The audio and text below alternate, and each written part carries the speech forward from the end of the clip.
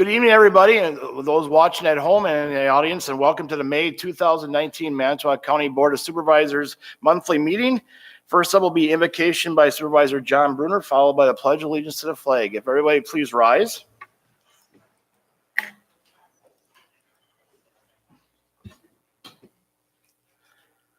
We meet this evening to serve our community, to use our resources wisely and well, to represent all members of our community fairly, and to make decisions that promote the common good.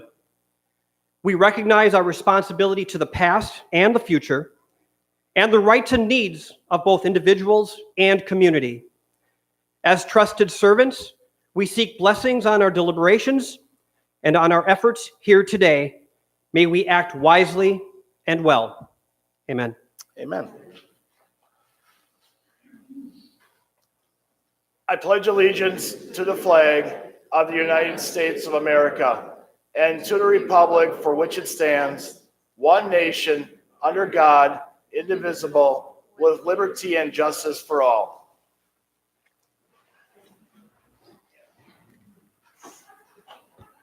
Thank you very much, Supervisor Bruner. Roll call is going around. 24 members are present, so we do have a quorum. Supervisor Hendrickson has informed us he might be late or not being here at all. He's attending the funeral of his mother-in-law. Next up will be consideration and correction of the minutes from our April 9th, 2019 County Board meeting. Motion by Supervisor Ballman, seconded by Supervisor Swade to approve those minutes. Any discussion? Seeing none, all in favor of the motion say aye. Opposed, motion carried, and the minutes are approved from our April 9th meeting. Additions or deletions to the agenda, I will turn it over to County Clerk Jessica Backus. The following items have been added to the agenda. Under Roman numeral number 7, item number 5, Chairperson Bry's statement of proposed county sales tax. Under Roman numeral number 9, item number 4, City of Kiel email regarding Manitowoc County 0.5% sales tax. Under Roman numeral number 12, item number 5, Resolution 2019-2020-11, adopting report denying petition for ordinance amendment, Chapter 25, Small Wind Energy Ordinance. Thank you very much, Jessica. Is there a motion to approve the agenda as amended? Motion by Supervisor Hoffman, second by Supervisor Gauger. Discussion on the motion? Seeing none, all in favor of the motion say aye. Opposed, motion carried, and the agenda is approved. All right, we're moving along here. So with that, I'm going to reports about county supervisors' offices and department directors. The county executive Ziegelbauer could join me at the podium, and we'll start off with the Valders cross country team. If they would like to join me as well, us as well.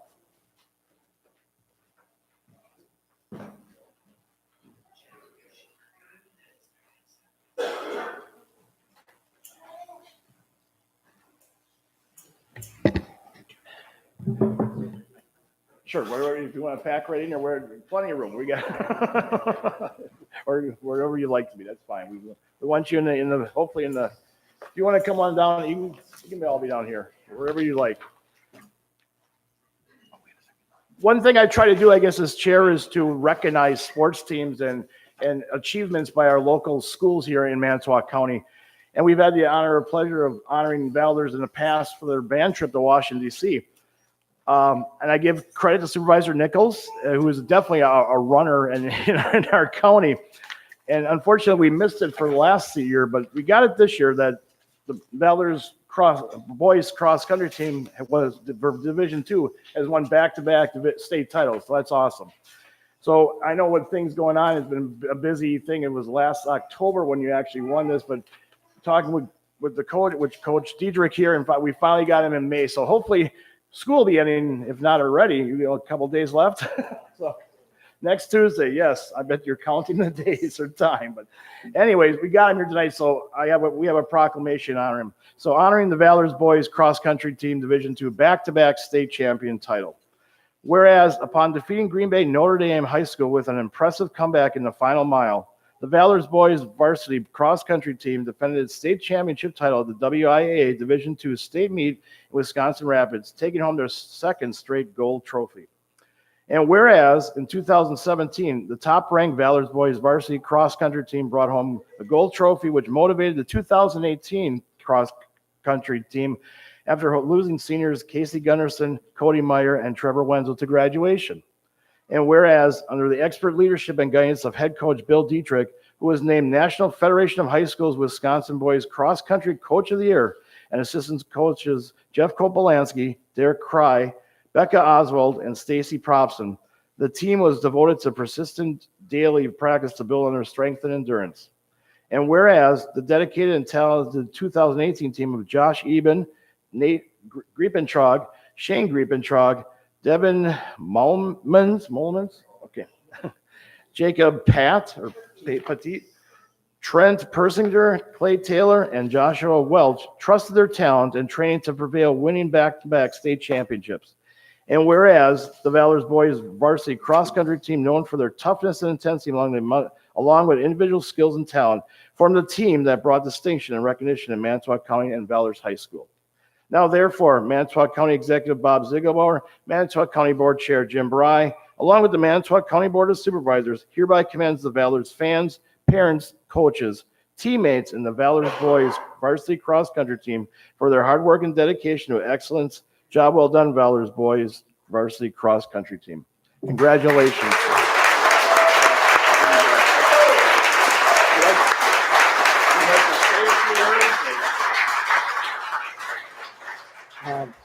First of all, thank you to the county board for the great proclamation and the applause. I guess probably I'd like to introduce the members of our team.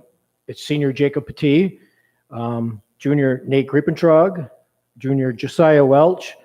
The guy holding the plaque is Josh Eben, whose grandmother is Lois Keel.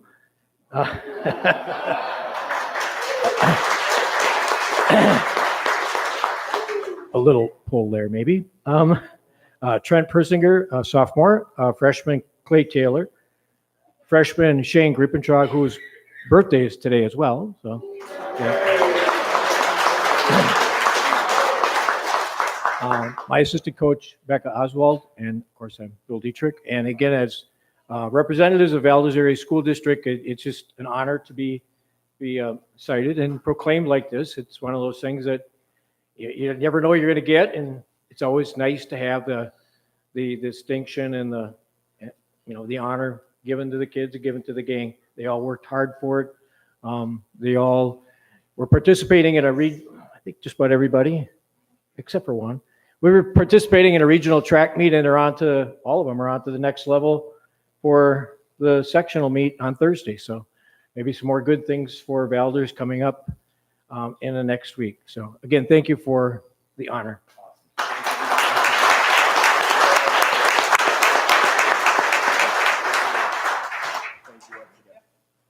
Good luck. Good luck. And thank you. Thank you. Good luck. Thank you. Thank you. Thank you.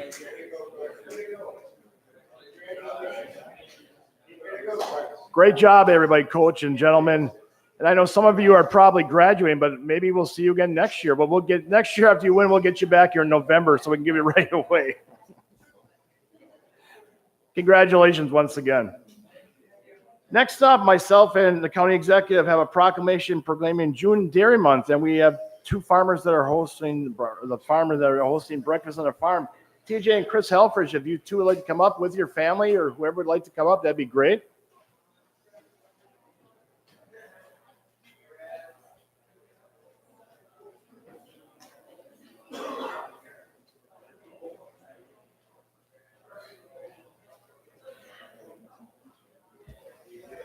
Good evening.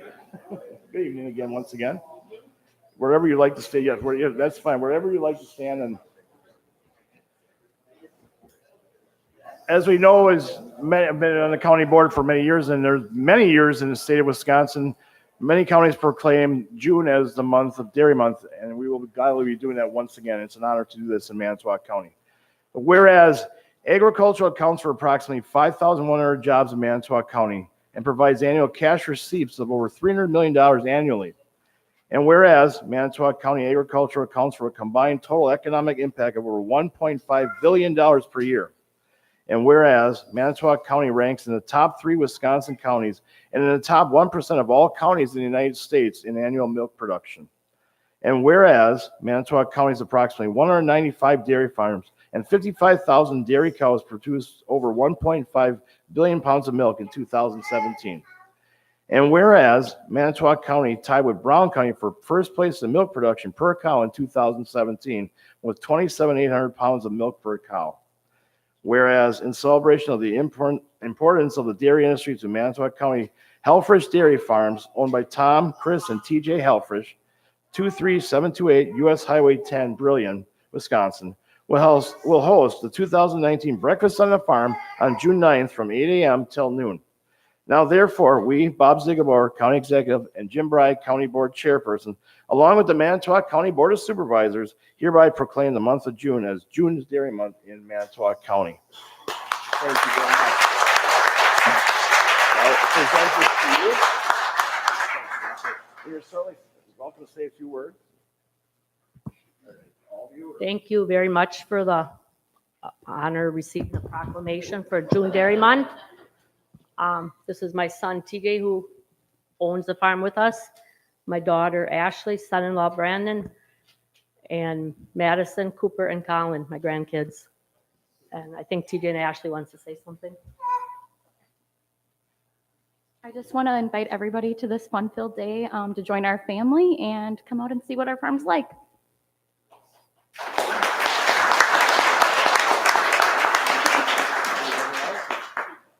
Yes, that is great. As I was telling Chris and TJ beforehand, as you know, and many of you have high school or teenagers or even people that have gone out of the house, your kids are gone.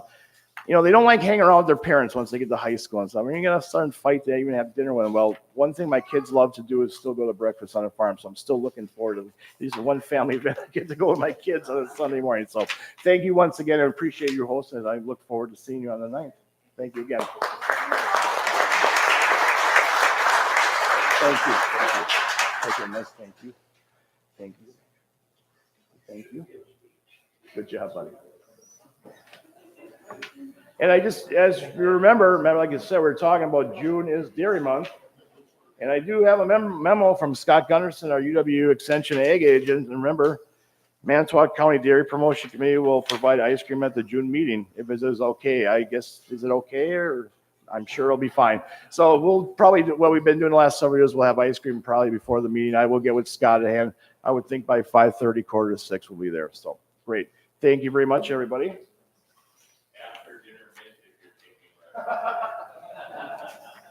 I have the supervisor to roll. I'll write it down.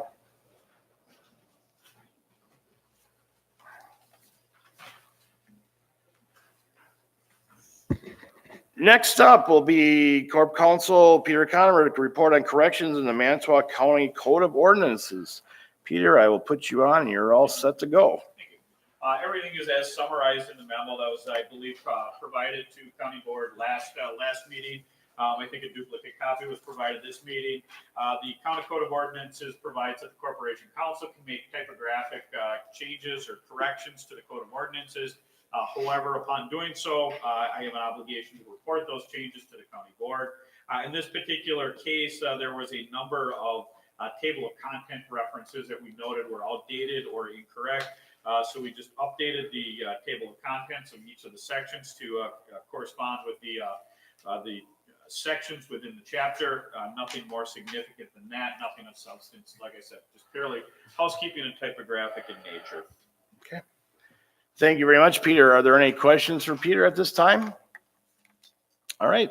Thank you very much. Next up is Jerry Noiser, our Public Works Director, Information System Division Report. I will turn it over to you.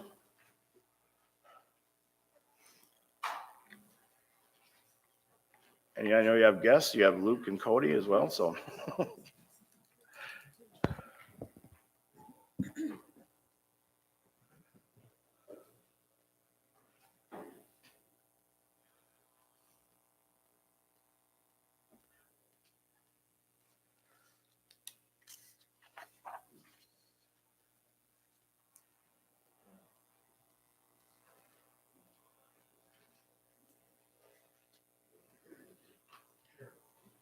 Okay, thank you and good evening.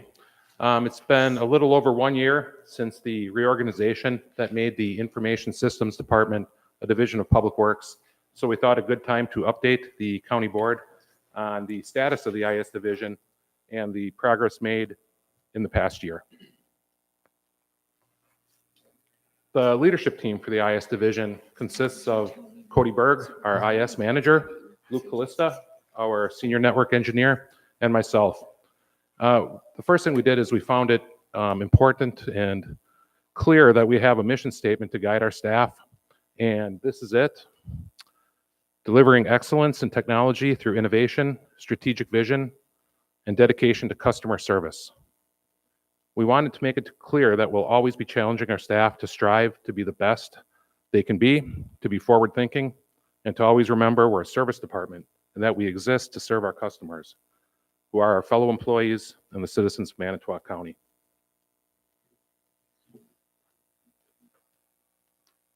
I'd like to introduce you to the IS team. Nice looking bunch of people there. Starting in the front row from left to right, we have Ashley Smits, a systems administrator. Ashley has been on the IS staff since 2013 and was very recently promoted to this role from that of desktop support. Her main focus will be supporting law enforcement center software systems. Next to Ashley is Judy Stahl, the DPW business manager. And Judy is one of those additions by subtraction values that we gained by the reorganization. Since we already had a DPW business manager, she was able to absorb the IS accounting functions, which helps free up time from the IS management staff to do IS functions. In the back row from left to right, excuse me, we have Cody Berg, our information systems manager. Cody's been on board since last July and manages the systems administrators and desktop support employees, as well as he works in the field with them side by side. He's a hands-on manager and has already ingrained himself into the county's business units. Next to Cody is Scott Bloomreich, a systems administrator. Scott has been on the IS staff since 2014 and supports the law enforcement software systems, but has also stepped up to handle human services software issues, computer imaging, and desktop support when called upon. Next to him is Luke Callista, our senior network engineer. Luke has been on the IS staff since 2011, first as a systems administrator, and then promoted to network engineer, and then to senior network engineer. Luke has an excellent background in all facets of the IS division and is the most tenured member of the team. Next to Luke is Chris Christofferson. Chris joined the IS team in August of 2018 and has been almost exclusively focusing on the Human Services My Avatar project. He has a business analyst approach and has gained more ground on this project in the past 8 months than we have in the previous 4 years. Last in line is Bill Jones. Bill is the communications systems engineer and has been a DPW employee since 2012, focusing on public safety radio, 911 and dispatch systems, internal telephone systems, and much of our internal communications infrastructure. This was another one of those addition by subtraction wins we experienced by this reorganization, as we get to leverage his talent with the IS team all the time. I'm going to highlight just a number of accomplishments that the IS division and team has achieved over the past year, and then Cody and Luke will go into more depth on some of them later in the presentation. The first thing we did with the reorganization was implement a new focus on customer service and accountability. We thought that was paramount with the change. After that, we successfully mitigated the January 2018 data breach, which, as a reminder, was a breach that happened about 4 months before this reorganization. We then hired a new IS manager and 2 new systems administrators.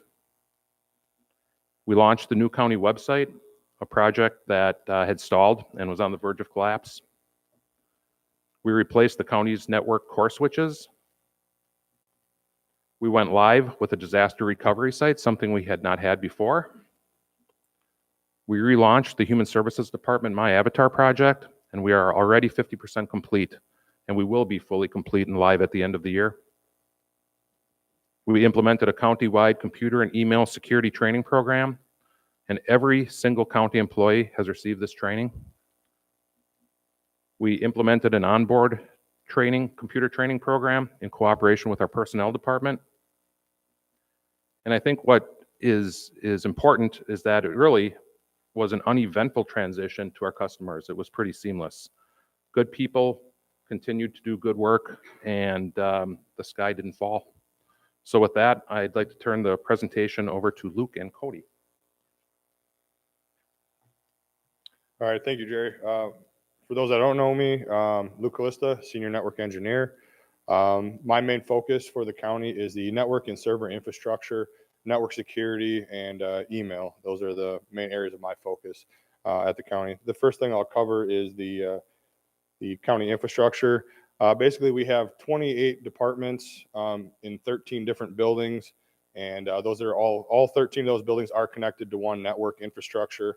We also have 4 outside agencies, that's including the state, and the 3 local police departments also connect to our network infrastructure. One major change that we had was the hyper-converged server environment. What that did, it allowed us to have one point of contact for the storage of our data, the compute, that's the processing power and memory, the virtual server infrastructure, and also replication. Something that we previously didn't have before that allows us to replicate to a secondary site, so it's offsite from our main data center. Also, we moved our storage from mechanical spinning disk to all flash-based, which cuts down on support issues, things of that nature. Currently, we have about 26 terabytes of storage for all of our data across approximately 76 virtual servers. The next big thing was our core switch upgrade. We moved to a new platform that allowed us to have true redundancy. Prior to this, we did have redundancy. However, in order to do maintenance, upgrades, and things of that nature, we had to take it offline, which we can't do that. But we would, in an event that we would, it would probably take 2 to 3 hours to upgrade that platform. We no longer have that. We're able to fail over without issue, and I've proven that. I've done it during business hours and haven't had any issues with that. Also, it also allowed us to upgrade from a 1 gig backbone to a 10 gig backbone. So it allows us, 10 more lanes of traffic if you want to compare it to a highway, from a 1-lane road to a 10-lane road. And that'll be all completed by mid-2020. There's still a few buildings that have to be upgraded, and I'll discuss that later. And that's the next, it's the fiber infrastructure. Currently, most of the buildings are connected with a multi-mode fiber, and we're going to a single mode. Now, you'd think that going from multi-mode to single mode would actually slow you down. It doesn't. Multi-mode has limitations. You can go about 100 meters with 10 gig. With single mode, you can go 40 kilometers, I'm sorry.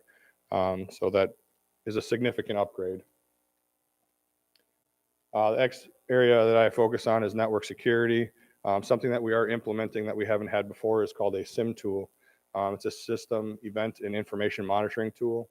It allows us to monitor admin tasks that happen on our network to ensure that we actually did the work and that isn't malicious code that is running erroneously on our network.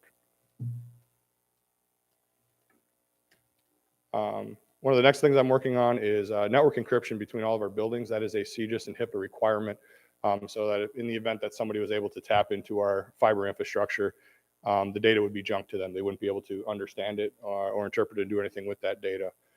Currently, we have 8 out of the 13 buildings done. I have 2 more that will be completed the next month, and the rest will be done with upgrades to our network switches and also that fiber infrastructure that I had mentioned. Social media archiving is something else that I'm working on. I should be implementing that at the end of this month, so in the next week or so. I've identified the majority of our social media sites that are run by county departments. Any other new sites that are brought up, or they're supposed to inform IS.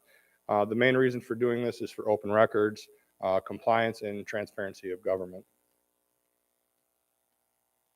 The last thing to touch on network security would be the antivirus, anti-malware, and ransomware protection. We use a multi-layered approach. There isn't one single solution out there that's going to solve every problem, from everything from the firewall to the endpoints, which are PCs and servers. We have different software. We have multiple software technologies on each of the servers and the endpoints, and we use different technology on the firewall. You try to do everything the best that you possibly can, and we try to mitigate as best as we possibly can by having that multi-layered approach. One more thing to cover in here is the email phishing test. I'm sure as county board supervisor, you're all aware that we do that test quite often. Yes, it can be annoying. However, it's very imperative. It speaks back to that breach that we had back in 2018. It's a real thing. It happens all the time. So the best way that we feel to do it is to keep employees and supervisors aware of what's going on. The last thing I'll cover is the DR site. Our main data center is at the Communication Technology Building downtown. I don't know if any of you guys have been in there. It's quite a large room. So that's our main data center. Our backup site is actually in the basement of this building. Shh, it's a secret. No, I'm just kidding. It's not really. It made the most logical sense to do it this way without adding extra cost. I was able to accomplish this without asking for additional money. I did it with upgrading the existing server infrastructure that we already had and replacing it. And with that, I was able to create a DR site, which is something that the county has never had. And the intention behind that is that if something would happen to the CNT building, we're no longer able to occupy that for whatever reason, that government services can continue.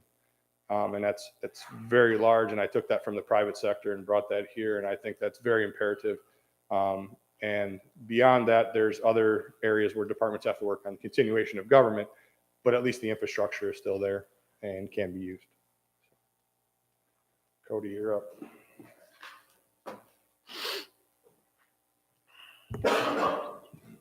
All right. Hello, everybody. As Jerry introduced me earlier, wow, I cannot talk today, apparently.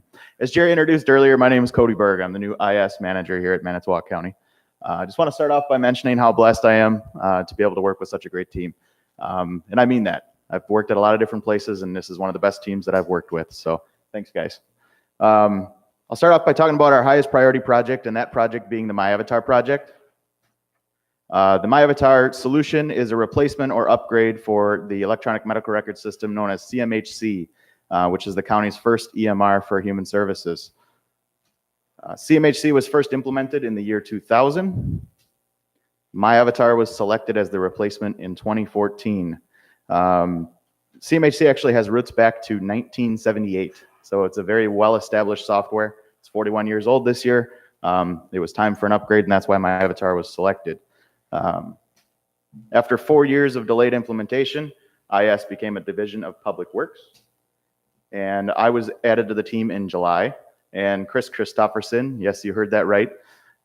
He is a systems administrator. We hired him in August of 2018. So if I did describe Chris in one word, that word would be brilliant. He's a very smart guy. He comes to us with actually a physics and astronomy background, so he's a very analytical thinker, and that shows in his daily work. As Jerry mentioned before, this project is right on track where it needs to be completed by the end of this year. When Chris joined the team in August, we really started to evaluate the project to figure out where we were at. And in November, we decided that the best route was to reset the project because it would take more work to undo what was there than it would be to start over. And as Jerry mentioned earlier, as of May, the project is approximately 50% completed. This is a Gantt chart that we use to kind of track some of our progress on the project. So I know it's probably kind of hard for you guys to see there. If you ever want to see this up close, let me know. I'm more than happy to share it with you. The bottom line, that gray line, shows where we need to be on the project to be done by the end of this year. The green line on there shows where we are currently projected to fall. So as you can see, we're ahead of schedule right now by about 6 weeks. So we're hoping to get this done long before our deadline of the end of this year.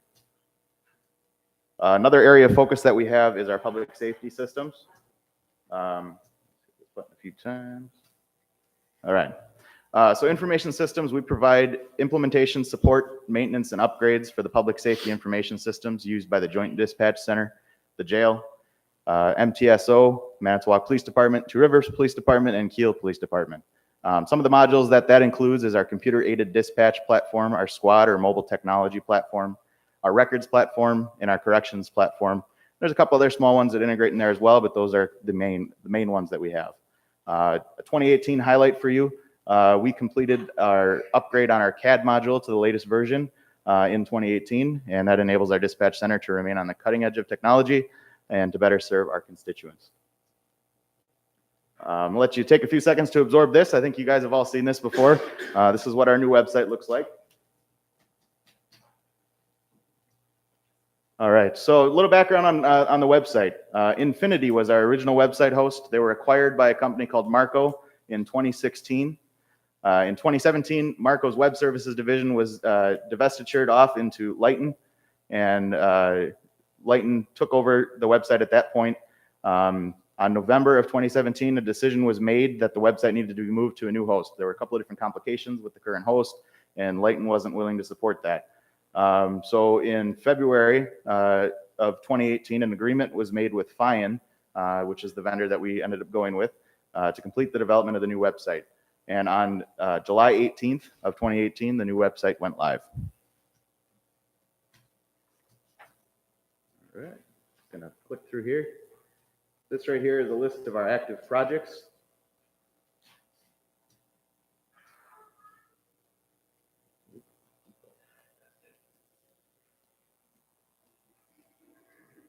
All right, there's a list of our active projects. This doesn't include all of the projects that we have. This is just a list of kind of some of the major items that we're working on as a department. There are a lot of other smaller projects that take a couple of days, couple of weeks. These are the ones that take a majority of our time. So this is where we're dedicating all of our time to get all these different projects done. You can see things on there that Luke had mentioned, like our Ed switches and our SIM appliance, and our backup solution. That one's actually already done. My avatar, that project being 50% completed. And there's a couple of other items listed out on here.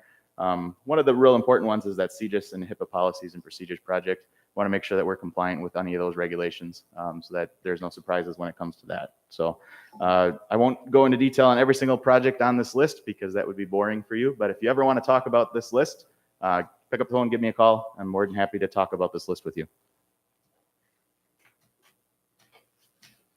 All right. Customer service, as Jerry mentioned before, customer service is at the forefront of everything that we do. I like to say that proactive customer-centric service is our mantra. It's in the last 180 days, we took or made a total of 2,100 calls. In the last 180 days, we sent or received a combined total of 51,989 emails. So our team goes through, some of those emails are automatic from some of our systems, different logs that we have to go through every single day to make sure there's no security breaches or any issues like that. And a lot of the other emails come from our customers or go back out to our customers. And with that, I will pass it back to Jerry.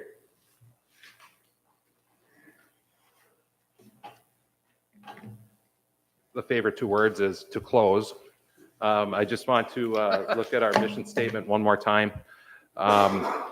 Delivering excellence in technology through innovation, strategic vision, and dedication to customer service.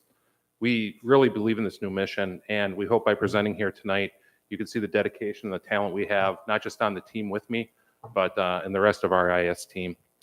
What I'd like to do then is to thank the entire county board, the county executive, all the county department directors, and the employees of the county for all your support the past year and for your continued support into the future. So if there's any questions, definitely going to have these guys answer them. Any supervisors have any questions? We'll go to Supervisor Falkowski. Thank you. My compliments. The IT department does a wonderful job. When you were talking about the Avatar project, it was curious. You're under a 50% achievement right now, reconfiguring or vigorously, redefining that data set. My question is, does that have to be complete before you can fully deploy it? I mean, do you have to actually have the Avatar project completed before you can deploy for use? Yeah, that's a great question. So with the My Avatar solution, there's a couple of different things called modules that are in this platform. There's practice management, clinical workspace, and managed service organization. Those are the three different modules. We are pretty much completed with practice management at this point. CWS allows us to kind of take those progress notes and those things like that from human services and store them in the electronic medical records. And then managed service organization handles a lot of the billing and a lot of the interactions with outside agencies that also help provide services for our clients.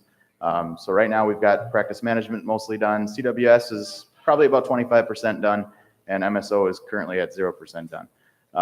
That one we're actually kicking off next week, Wednesday. So that's about where we stand right now. So it is required that we have all those pieces done and working together as a complete solution for this to work. Practice management kind of keeps track of all the billing codes.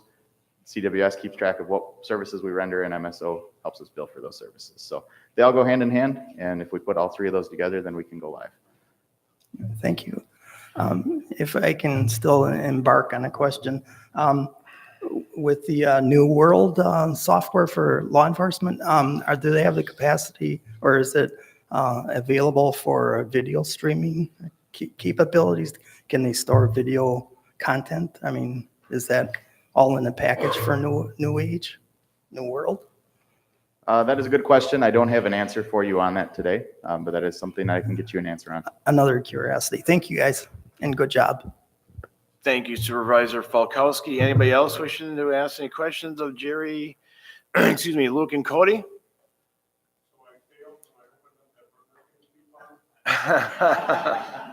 Yes, I was Passed.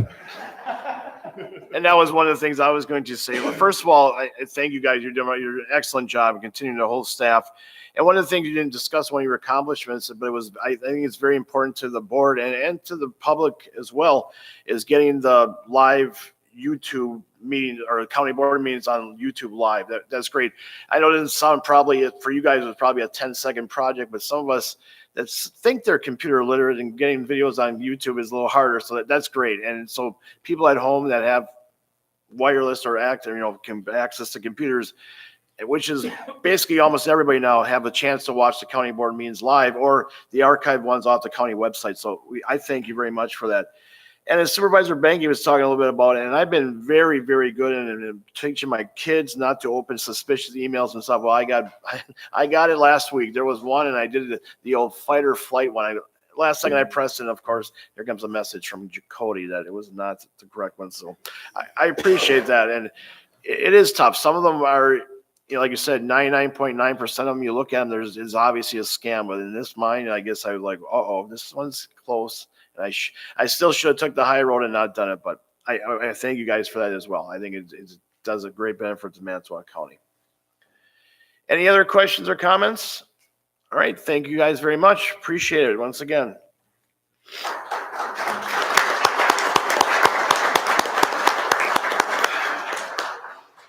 Next up, I have a statement on a proposed county sales tax that's been discussed for the last, I guess, year and a half, but more ambitiously, I guess, this last several months.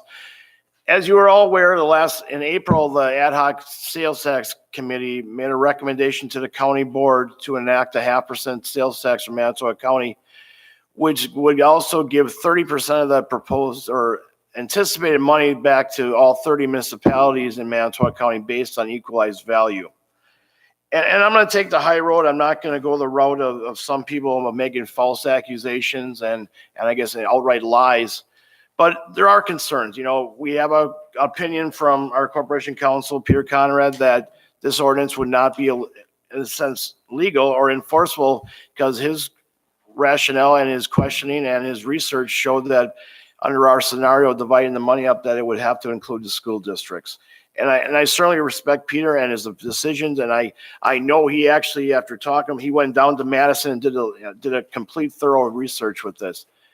As you're also aware, there's currently 2 counties right now, Sheboygan and eventually in Fond du Lac County, I think in 2020, that will be distributing a certain amount of their sales tax revenue generated every year, I should say, back to the municipalities. Sheboygan is currently doing it. And as I mentioned, Fond du Lac will be doing it, I think, in 2020. But with all the discussion, I guess, one thing I guess I did agree in County Executive Ziegelbauer's statements was that, yes, we were trying to get support for this by talking to municipalities. I think many of you would come on board if a certain percentage of the money would go back to municipalities. So yes, I'm not going to deny that. One of the few factual things that were stated. Anyways, with that, I know there's been discussion about Supervisor Ballman, who's the chair of the ad hoc sales tax committee, and myself actually went to the Towns Association meeting for Manitowoc County last Thursday. I'll be honest, in my own opinion, I was a little disappointed in some of the feedback we were getting. It wasn't that they were so opposed to getting the sales tax. They wanted more money. I guess I was a little bit more shocked. And you see by tonight on the communications, we received 2 communications regarding the sales tax, one from the town of Cassuth, which basically said that they are opposing the sales tax as presented. They want a 50-50 split of the money. And with the city of Keel's email that City Administrator Jamie Aulick sent to myself and Jim Ballman, Supervisor Ballman, there was a motion made to support the ordinance was proposed by us, but there was no second, so essentially that died. Since then, the town of Schleswig sent a letter to Supervisor Ballman. I don't know if I got mine at home yet. I did not see it today, but they going on record once again of supporting a 50-50 split. And I also got an email from Greg Buckley, the city manager from Two Rivers, late this afternoon, saying their their city council voted in support of our ordinance last night. They would still like to see it based on population base, but they think it's a good first step, and they would support the ordinance as submitted by what we are doing. But there's always going to be that hanging thread, I guess, even though several counties have that distribution of money given to the municipalities without giving to the school districts. There's that hanging chat, for lack of a better term, in my mind, that whether it'll be legal. County Executive Ziegelbauer says it is illegal, and he will not, if it's passed and if it is overridden, his veto is overridden, that he will not endorse it or I guess support it or implement it, for lack of a better term. And as I mentioned in several committees, especially the ad hoc sales tax committee, I was prepared that we would have to potentially sue the county executive who just made all those hoops to go on forward with this tax. I don't want to go that route. To me, it's a waste of time. It's a waste of money. And I just think that wouldn't be the proper thing. So with that, as I have mentioned, I wanted to vote on the sales tax ordinance as passed, recommended by the ad hoc sales committee. I am going to pull that discussion for June, but I've encouraged, and I'll turn it over to Supervisor Ballman. I've asked him to call an ad hoc sales tax committee meeting for next week to discuss a potential resolution to the county board for June of asking the Attorney General for an opinion on whether or not the distribution of the sales tax revenue as stated by our ordinance without the school districts involved is legal. I know there's some discussion that potentially you might not offer it, and obviously the AG does not have to do that. The AG called, has his own ability to do that or not. As you're also aware, in Brown County, the Brown County Board or Brown County is being sued by a taxpayers advocate group about whether their sales tax their use of it is legal. And essentially, as you know, their money is not given to the municipalities. They use it all for theirs. And I think if I remember correctly, Troy Breckenridge, the county executive and the county board have agreed to use their sales tax now to essentially build a new veterans arena or a tear down in that area of the rest center. But that's a whole different thing. Our ordinance gives money to the municipalities. Brown counties does not. So I guess I'm hoping that Attorney General Call will look at that as differently. So we're going to hopefully get an opinion. So with that, Supervisor Ballman, if you want to speak, I guess, to the potential meeting for next week. Yeah, we had very, very good reception at LTC with Kevin Banky's meeting a week ago, and it was quite opposite up in Two Creeks, where they were adamant that since the county was in such good shape financially, that they wanted more money. And 3 of the town chairmen voiced their opinion. If you want my support, we want 50% of the money that you collect in sales tax. Outagamie County is not asking the county board for permission to go to the Attorney General.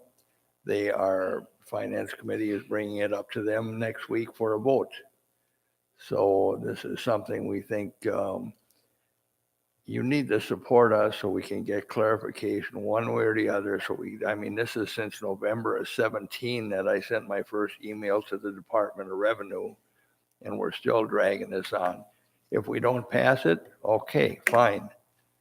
But we really need to go and get clarification once and for all. Thank you. Thank you, Supervisor Ballman. So with that, please don't speak, I'm not speaking out of place. You're trying to schedule a meeting of the ad hoc sales tax committee for next Thursday, May 30th at 4:15 p.m. And I would assume hopefully we'll be able to get into the CIT building again, if that's all right. Right. I guess that will be so. There will be discussion about that. And I guess like I said, in the discussion, I'm hoping that we can bring to the board in June a discussion of a resolution asking the AG for an opinion on our ordinance as proposed by the ad hoc sales tax committee.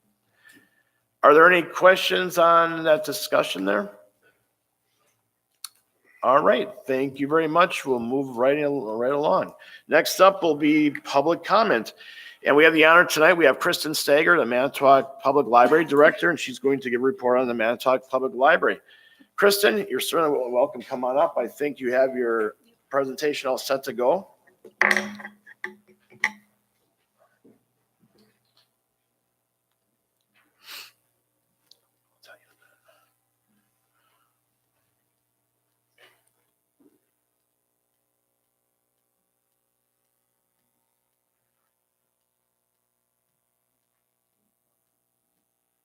Hello, good evening. As County Board Chair Bry stated, my name is Kristen Steger and I'm the Director of the Manitowoc Public Library. Thank you once again for allowing me to come and share with you a little bit about what Manitowoc Public Library has been working on in the last year and what we're hoping to focus on in 2019 to continue serving the residents of our great county.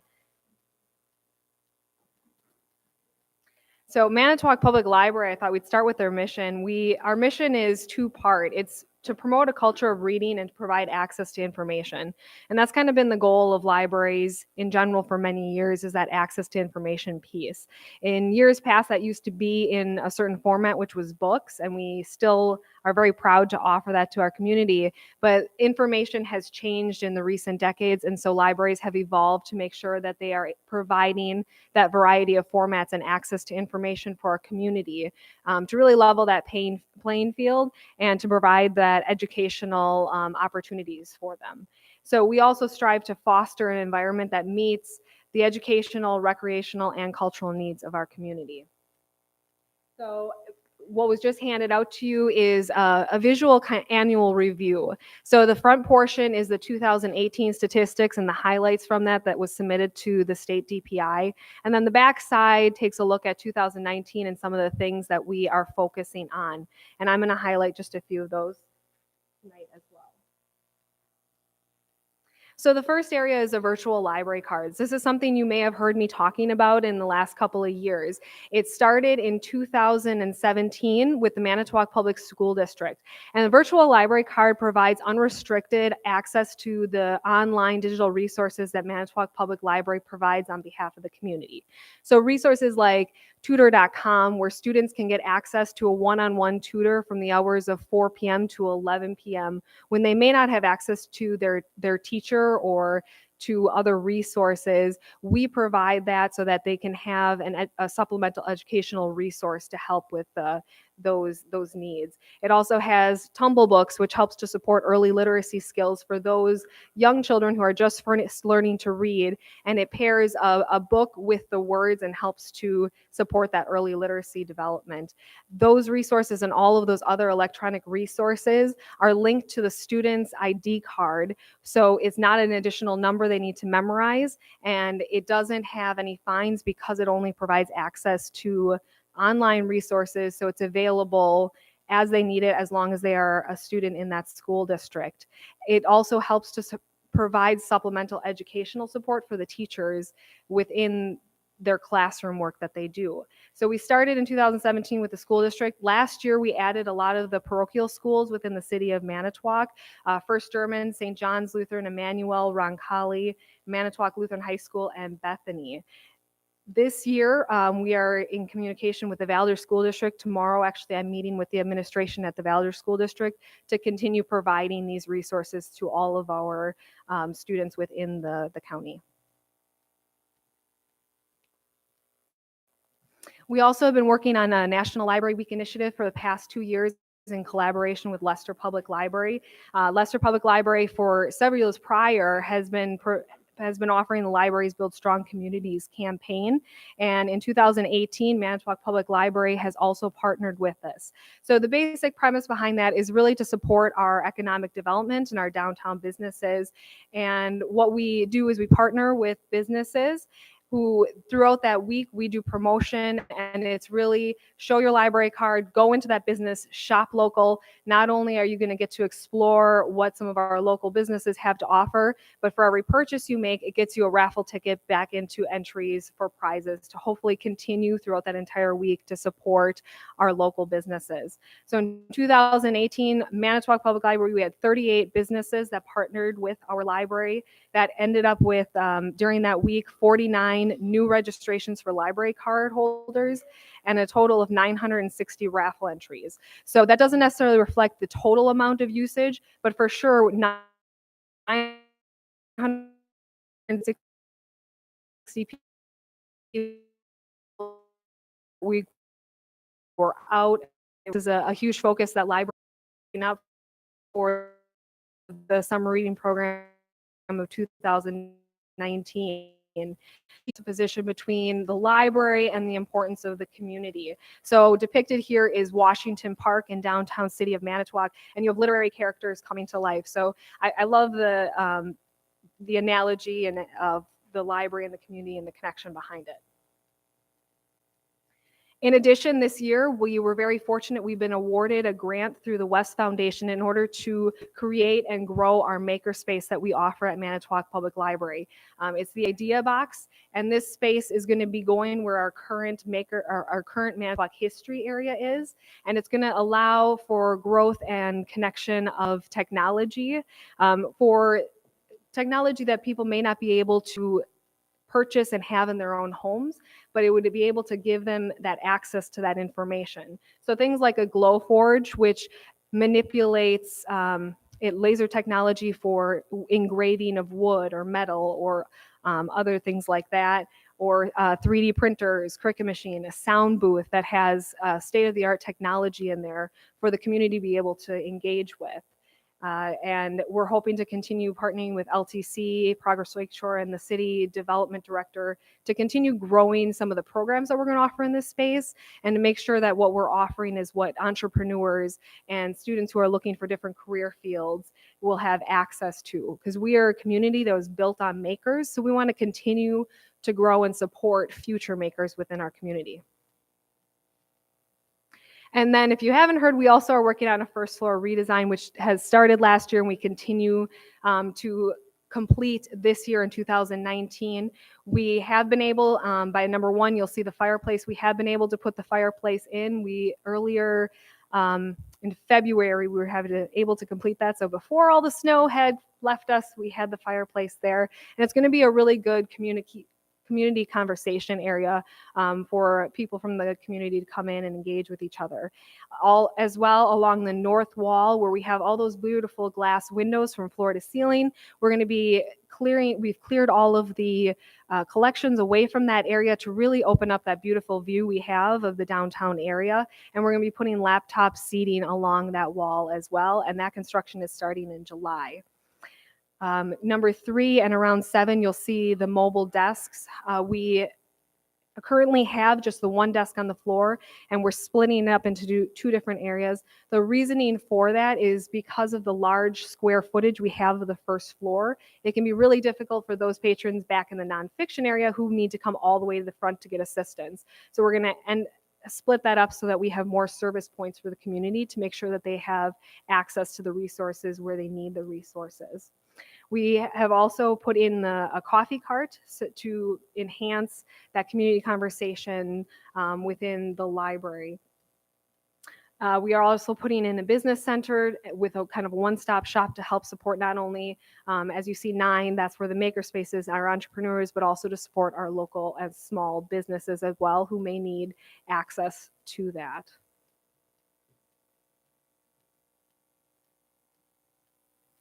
Then some of the things we are working on for 2019, Picture Book City has been completed. We did a complete reorganization of the picture books to support our early readers. And usually in libraries, you'll see that they're organized by authors. For a lot of you, as you come into the library, when you're looking for fiction, you're looking by the author's last name. For our children, that can be a little bit difficult because they don't know who their favorite author is. They know that they want the truck books or the princess books or books on the weather. So what we did is we took all of those books and organize them by their neighborhoods or their genres to really support those young readers in finding what they want to read to continue building those early literacy skills. We also have been working on our strategic plan, which was just approved by the library board at last evening's meeting. The strategic plan highlights 5 key areas throughout the next 5 years that Manitowoc Public Library wants to focus on. And our big main focus is really going to be going back and strengthening our basics to look at our card holders, our collection, our circulation, to really make sure those foundations are really secure as we continue to build for the future. The 4th area is going to be on marketing. There's still a lot of the community that may not know everything we have to offer, that know that we have books, but may not know that we have DVDs or programming or other areas to really help support access to information. So we're going to try to work on and build our marketing and communication of those different areas. And then finally, our greatest resource is our staff. So we want to make sure that we continue to support and provide opportunities for their learning and their growth. We are also offering a new participation program that's kicking off June 1st. We've been collaborating with a lot of the area cultural institutions within Manitowoc County to provide these adventure passes. Adventure passes is a program that will provide access into these local attractions. The library purchases a family membership, and on behalf of that, we receive a limited amount of passes to circulate to the community to give entrance into our cultural institutions. So those who may not be able to afford to go to Farm Wisconsin Discovery Center can come to the library and get a pass to check out to bring their family to be able to get access and to explore what we all have to offer. So we are partnering with the Pinecrest Historical Village, Wisconsin Maritime Museum, Roger Street Fishing Village, Farm Wisconsin Discovery Center, and RAR West Art Museum. And I know all of you are aware RAR West is a free museum, but we intentionally have partnered with them and included in there just to continue growing the awareness within our community of what we all have to offer, both with our residents and those who may be visiting our area.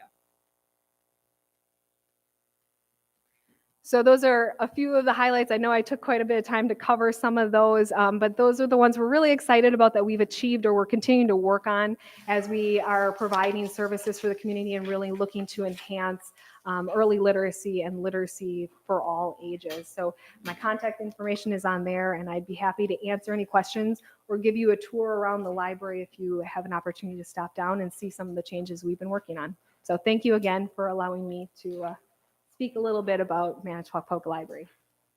And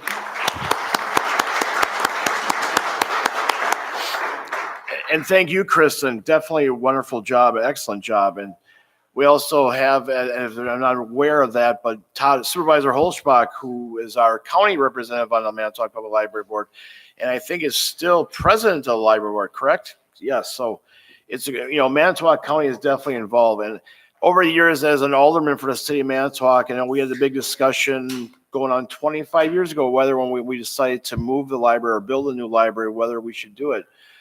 And I'm certainly glad we did that because, that was the pre-dawn, I guess, of the electronic era where, everybody's going to stay at home and read off the internet, and who knows about the phones and the iPads that were coming. But guess what? You drive by, that parking lot's full every day. So the library has evolved, and with Kristen's help and the staff as well and the board, it's going to continue to be a future information center. It's impressive. So thank you, Kristen, and your staff as well. Does anybody have any questions for Kristen? Yeah, she's still here. All right. Thank you very much. Now we'll move on to the normal part of public comment. If there's anybody from the public wishing to speak to any manager germane to county government, you just raise your hand and you'll be allowed approximately 3 minutes to speak. Just give your name and address. Dan, we'll start with you.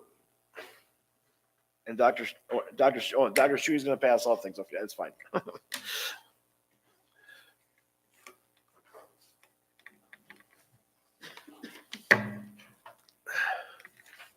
Thank you. Well, that's a hard act to follow. Good evening. I'm Dan Horning. I live at 410 Waldo Boulevard in Manitowoc. I'm here to challenge you to be an advocate for a very important clubhouse in Manitowoc County. It is a clubhouse that helps hold the line on taxes in Manitowoc County. It is a clubhouse that is funded by volunteers and donations. It follows the guidelines of an internationally certified program, is one of only 5 in the state of Wisconsin. It has been in existence for more than 10 years. It incorporates guidance on suicide prevention, drug abuse, anger management, job preparation, and more. It is a clubhouse that reduces stigma and isolation. It is a clubhouse that has members throughout the county and is growing. It addresses the growing mental health needs of our county and our schools. It is Painting Pathways Clubhouse, located at 1226 Washington Street in Manitowoc. Although I am not asking for your monetary support, the clubhouse membership is growing and needs more space. The brochure you have in front of you describes the clubhouse and our project better than my 2 or 3 minute presentation can, so please read it. It also describes our capital campaign and how to contact us to discuss our needs or join us to see for yourself the good things that are happening in our members' lives. My challenge is for you to join elected officials such as Representative Paul Tittle and Senator Devin Lemieux by visiting the clubhouse, if you haven't already, and see the program that supports citizens, saves taxpayers' money, and builds our community, and to become an advocate for Painting Pathways Clubhouse. Thank you. Thank you for your comments, Dan, and Dr. Schutte as well. Is there anybody else wishing to speak this evening? Anyone else? Maura?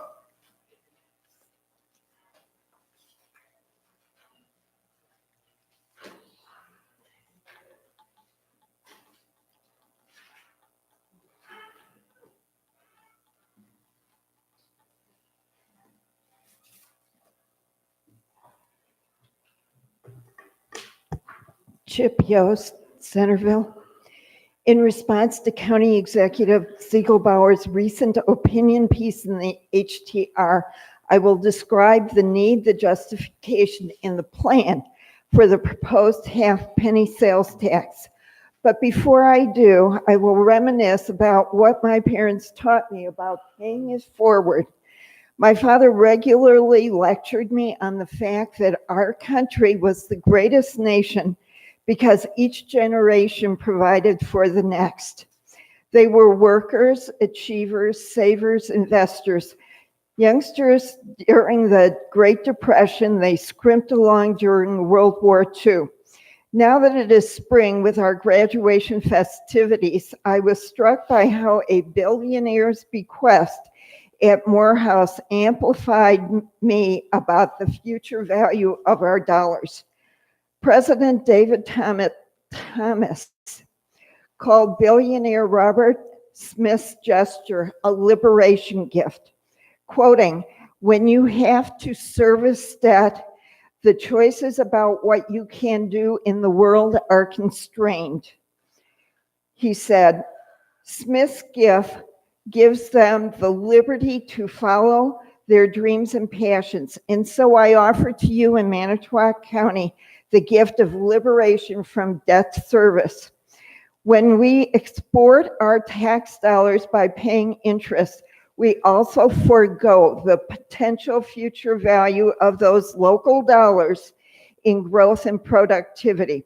When we manage county operations without borrowing, we lower our property taxes and promote our county's economic development, essential to all of us because our economic interests are all tethered together. When County Executive Bob Ziegelbauer entered office in 2006, our county's principal debt was $29 million. Over the years through 2019, our county borrowed principal of $36 million while paying $32 million in principal and interest.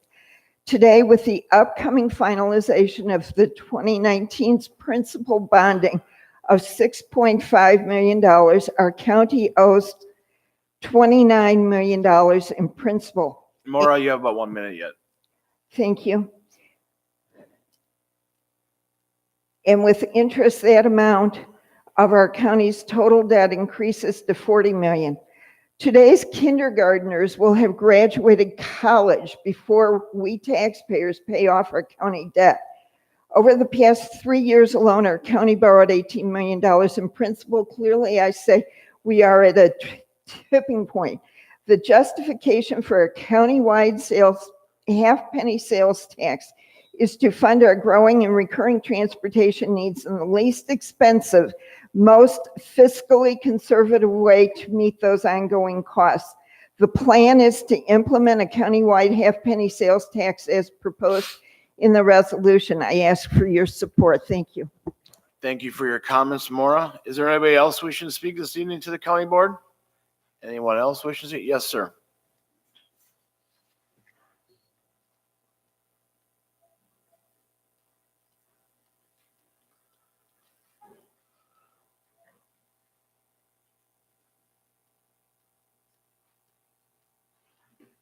Richard Kluntz, 4022 Delta Street, Manitowoc.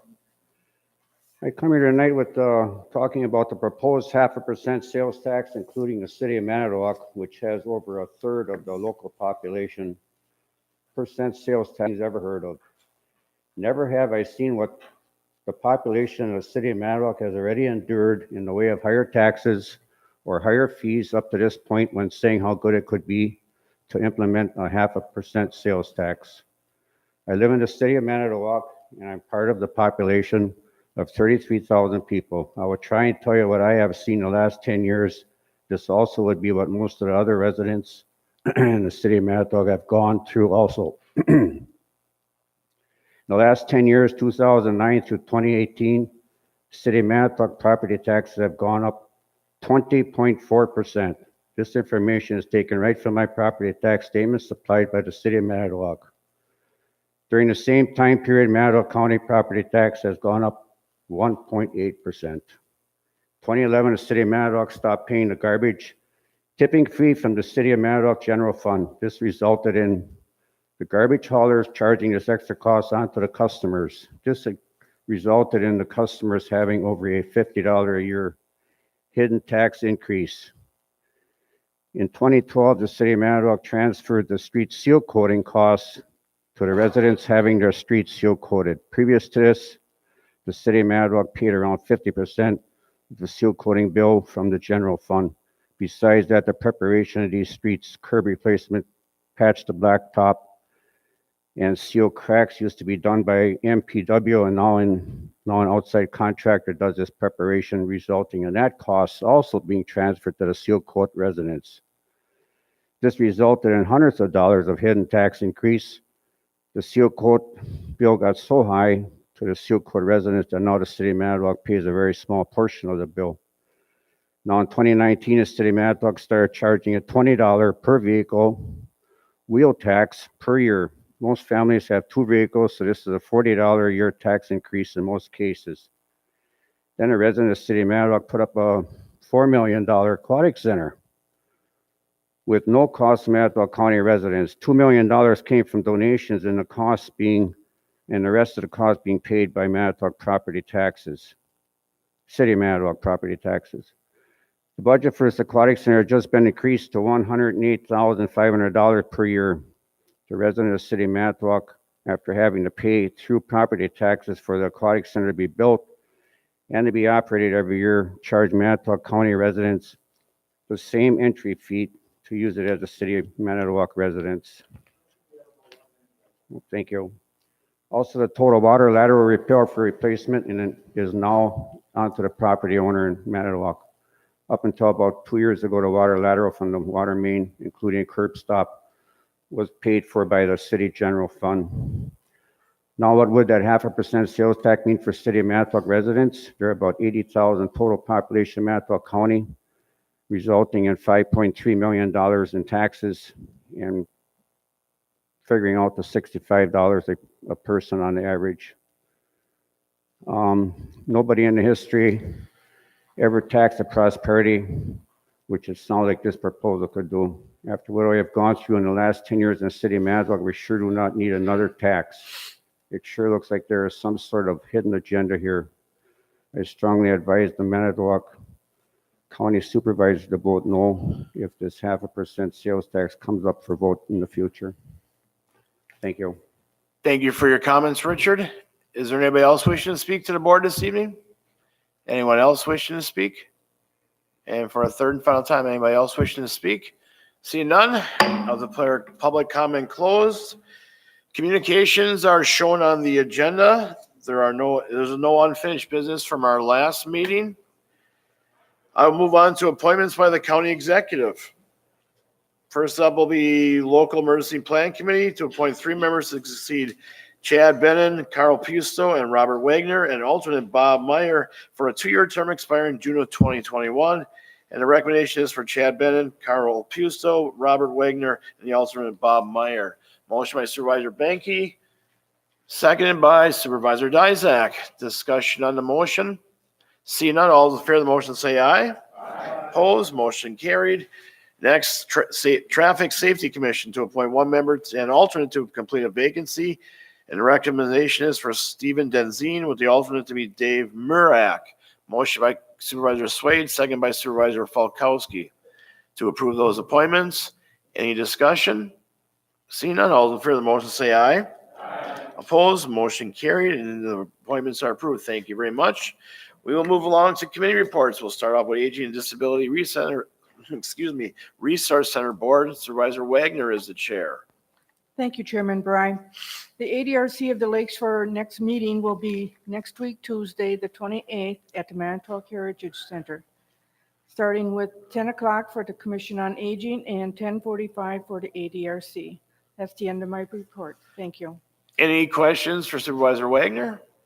Thank you very much. Board of Health, Supervisor Metzger is the chair. We met April 11th.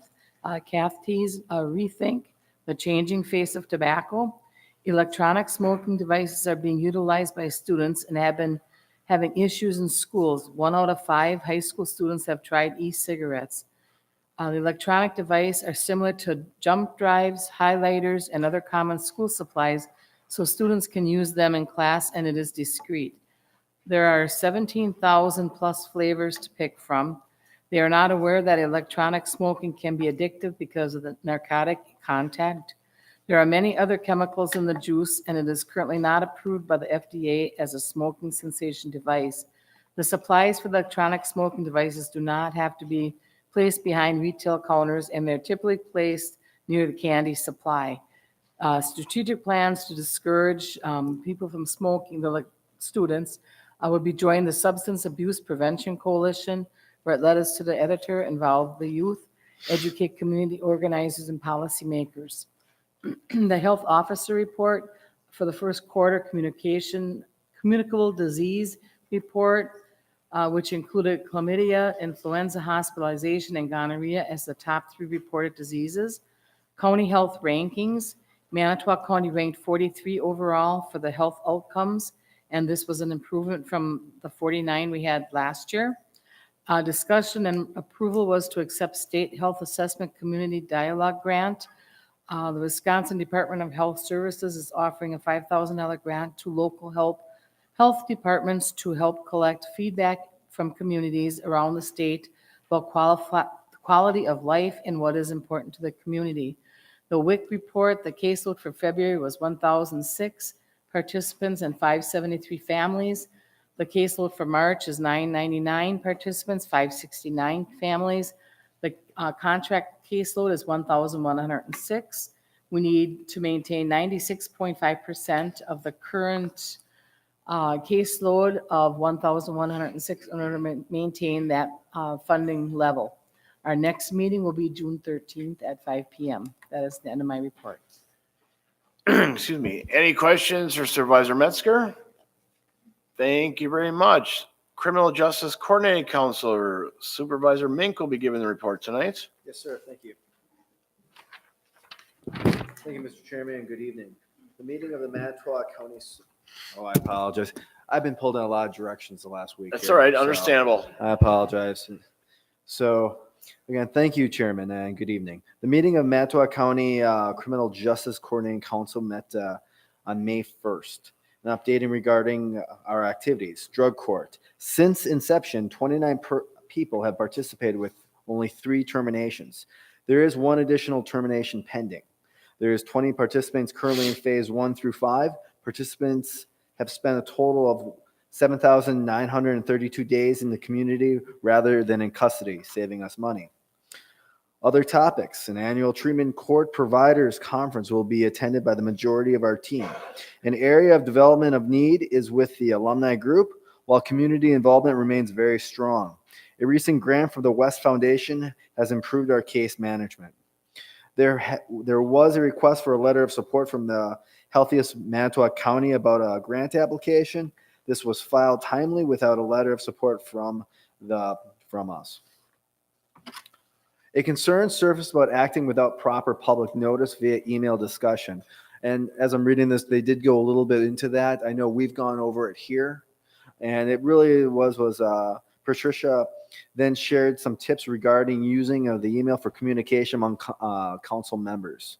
A conversation creates concerns of a meeting if the entire group is involved.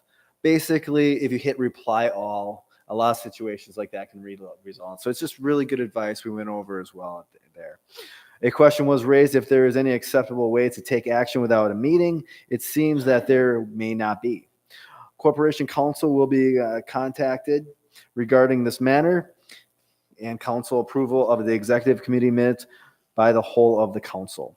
Next meeting dates is September 4th, 2019. Thank you. This is my report, Mr. Chairman. Any questions for Supervisor Mink? Thank you very much. On a personal note, please, I hope you're not offended. Now, if I understand correctly, you're almost out of the U.S. Army, correct? And please don't be afraid. No, not a problem. Yes, my last date, I did my 20th in February. My unit has asked me to stay on because I was the only E7 they had left that was in the rear detachment. My unit is currently stateside, but has been deployed all over the Middle East for the last year. I am organizing the return ceremony in Sussex and down Milwaukee for this week. So I just kind of I didn't have time to change. I just came straight here, and I'll be driving back down to Milwaukee tonight. So you're almost officially done. June 2nd is my last day in orders. With that, Supervisor Mink, if you all join me, I'd like to have a standing ovation for you. Congratulations on your service.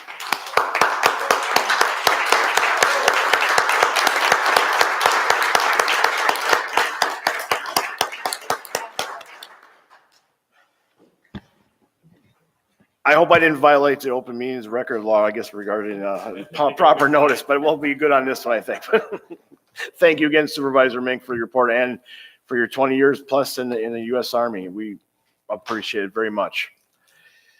All right, moving along. Expo Ice Center Board. Supervisor Gauger is our rep there. Mr. Chairman, we met May 1st. We approved the fireworks contract for our Wednesday night. We had made some adjustments to our Merchants Gate passes. Reviewed our finances for the Expo and Ice Center.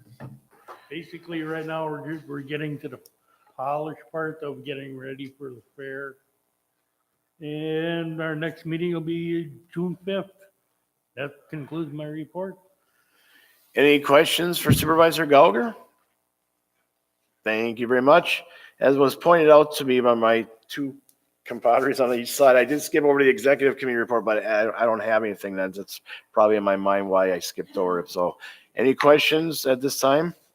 All right. I won't skip over the finance committee with Supervisor Hanson as the chair. I can get, there we go. Things. You probably didn't know this, but the county owns a road or owned a road that we took possession of in 1991. It was a private road that serviced, I believe, 7 different homes. We never plowed it. We didn't pave it. We did nothing to it, but we owned it. And with that ownership came some liabilities. So the Corp Council said we should probably sell it if we can, and we got a couple $100 for it. Did bring all the homeowners together so they knew we were doing this. We tried to do it about 10 years ago and it didn't sell, and We didn't have the homeowners at that time step forward, but we held a meeting. They were there. They do have right of way to other roads if something would happen, but we took that off our liability list. I believe the sale price is only $200, but probably a bigger deal for the insurance liability of that. We voted to, and you will see this coming up later on in the meeting, to move $21,000 from the utility conservation fund. That was a fund we got a couple years ago, and in reserves we have $21,000 in there to blacktop the park, launching ramp park at Cedar Lake. Work needed to be done, so we moved it out of that fund, and that'll be coming up for your vote later. Gave the sheriff's department 3 credit cards. I guess it's 2019, and it's time that we have a few more credit cards to make life easier for our officers when they go out and have to purchase things.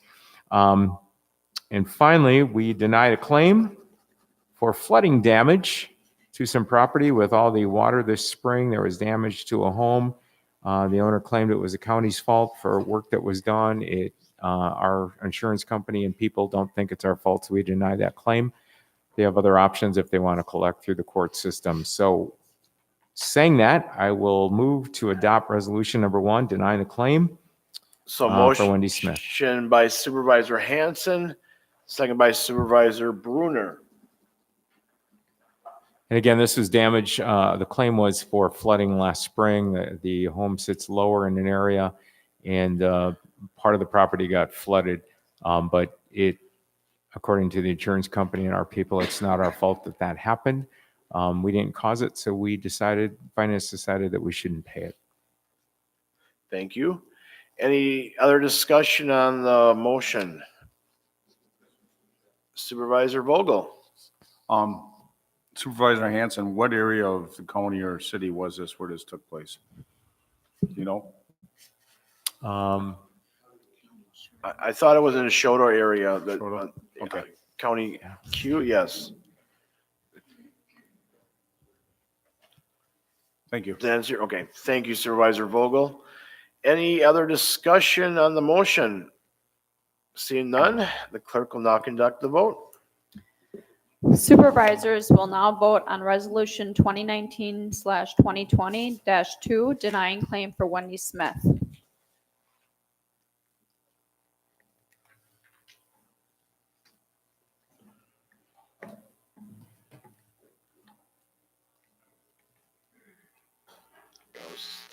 Motion or resolution passes 23-1 with Supervisor Williams voting no.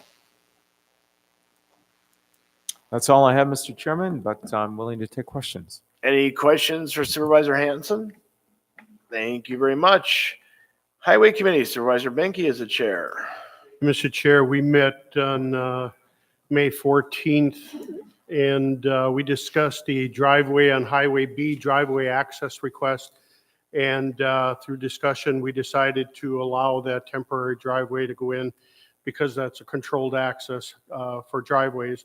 We also had 4 individuals from the DOT paid a visit and gave us a update basically on the current situation of transportation within the state, around the region, and then in our county. And that was a very good visit with them. It's always nice that they come and speak with the committee annually, and it's very informative. And we appreciated them coming, and it was very informative. And we also looked at some skid steer bids. We purchased a little bit on, or the best bid on that, which was from Ice Implement. We talked about the 2019-2020 season for salt storage and update on our current salt situation. And we also talked about the update of the 5-year highway plan for Manitowoc County. And if you didn't get that and want to see that, just send Mark an email and he can send that to you if you didn't get it. Feel free to ask questions about that 5-year plan. Definitely an increase in miles of blacktop per year. So that has definitely increased from the 3 to 4 miles we were doing years in the past. So take a look at that. It's real important that you keep track and keep aware of that 5-year plan of transportation. So take a look at that. And if you have any questions, feel free to give Mark a call. And our next meeting will be June 11th. And that concludes my report, Mr. Chair. Any questions for Supervisor Benke? Are the plows taking off the dump trucks yet? I think it's safe Okay. now to take the plows off. Okay. If anything snows now, we're just going to let it. Exactly. Thank you. Any other questions for Supervisor Benke? All right. Human Services Board, Vice Chair Kavanaugh will be giving the report. Thank you, Mr. Chairman. Human Services Board met on Thursday, April 25th at the Human Services Building.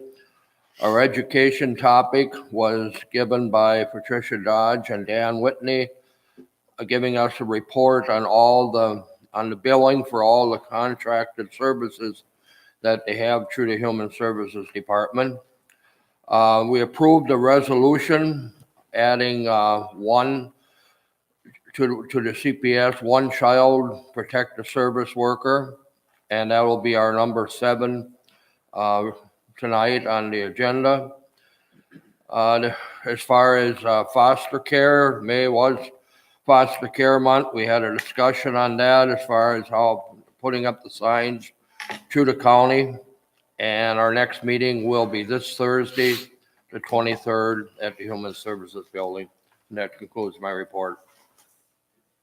Any questions for Supervisor Kavanaugh? All right, thank you very much. Land Conservation Committee and UW Extension Education and Agriculture Committee, Supervisor Wagner is the chair. Thank you, Chairman Bryan.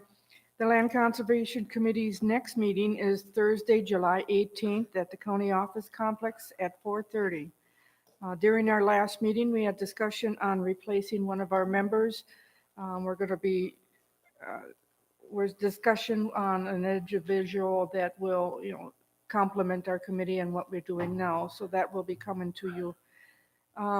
We also had a gentleman from the USDA come in and talk to a program that's coming up in July for rotational grazing pasture walks. So if anybody wants to take a walk, I'll have more information at the next meeting on that.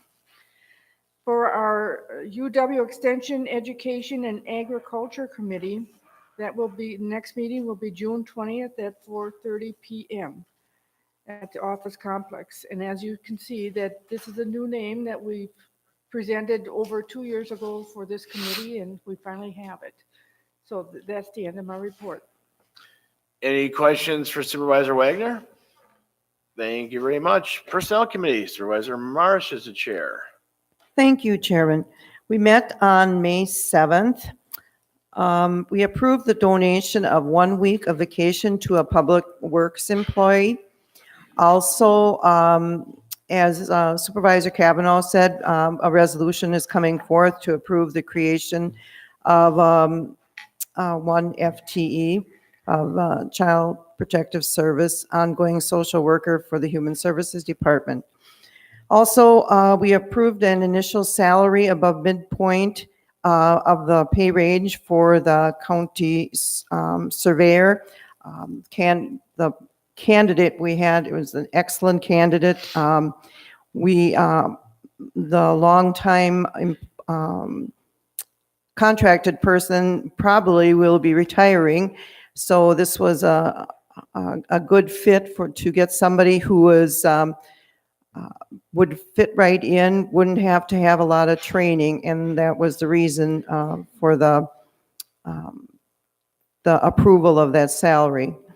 Also, we authorized reinstatement of 13.25 hours of vacation to a Human Service Department employee. It was a newer employee who missed the date cutoff for asking for this, and so that's why it did need to come before the Personnel Committee. Our next meeting will be June 4th at 4:15, and that ends my report. Any questions for Supervisor Marsh? Thank you very much. Planning and Park Commission, Supervisor Dyzek is the chair. Chairman, we met on April 22nd, and again, actually yesterday, and that was to prevent having to have a meeting on Memorial Day. I will provide the report here for the April meeting, and I will hand it over to Supervisor Zimmer, who will provide the update from yesterday's meeting. So from April 22nd, we started with a spirited discussion on the 4 ordinances the board will hear today. All 4 of these ordinances are amending the county code and will bring the code in compliance with state law as enacted under Act 67 and 68 were actually passed in 2017, and we are now updating our code. The first is an ordinance amending Chapter 8, which is general zoning and land use. This petition was passed by the commission with a 6-1 vote and Supervisor Falkowski voting no, but I move for the board's full approval. So motion by Supervisor Dizak, seconded by Supervisor Hoffman. Discussion on the motion for the ordinance? See none? Oh, did I miss somebody? Oh, sorry. Supervisor Holzbach. Just a question. Could you just basically quick summary of what it does? It's very lengthy. Okay. If you look at the thing, there's a whole bunch of changes to the code, and I don't know if Corp Council looked over the whole thing too. It's quite involved bringing the whole thing. It's attached in here. If it's all right with Supervisor Dizak, I will turn it over to Peter and he can give a That quick would be synopsis. Okay. helpful. Thank you. Thank you. In quick sum, Chapter 67, Chapter 68, is most particularly related to our codes, dealt with non-conforming uses, non-conforming structure sections. And essentially this was, the code changes, it just brings us into compliance with our requirements on non-conforming uses, non-conforming structures in terms of what can be done with those structures in particularly and what cannot be done with those structures. But most commonly, in the easiest way to explain it is if you have a non-conforming structure, it's going to be able to be maintained. It's going to be able to be essentially rebuilt as long as it doesn't encroach on a setback anymore. And that's pretty consistent across Chapter 8, 9, and 10. And it's just to also make the language consistent between those 3 ordinances. There are certainly nuances that go into place with that, but just in quick overviews, that's really what was done, was to make our code consistent across those 3 chapters, as well as to allow for the non-conforming structures to be built and reused in compliance with the changes in state law. Mr. Chair, if I could continue. So would you say in general, less restrictive than our current county ordinances? Generally speaking, that is correct. And I understand that it's to comply with state code, so I get that, or state statute. So. The discussion even included the fact that these chapters are actually dictated by state law. Right. So discussion actually included, why have a code here? Why don't we just say it's the state? But we are required to have our code also. So it's kind of like that's why I said it was a very spirited discussion. Yeah. Understood. Thank you. Thank you, Supervisor Holzbach. Supervisor Falkowski, you are next. Thank you, Mr. Chairman. Generally, it is true that you have to conform to, I guess, the state code. But my understanding is that it cannot be more rigid than provided by state code. In some of the text that was removed, it wasn't being more rigid, it was actually being more conducive to land use. And that's why I, and still will, oppose supporting this measure. So from a statute standpoint to comply, yes, there's a lot of language that is like that, but much of the other language is not necessarily beneficial for a land use. It's not rigid. So I didn't think that was applicable. Thank you. Thank you, Supervisor Falkowski. Any other discussion on the motion? Seeing none, the clerk will now conduct the vote. Supervisors will now vote on ordinance 2019-2020-3, amending Manitowoc County Code Chapter 8, General Zoning and Land Use Regulation.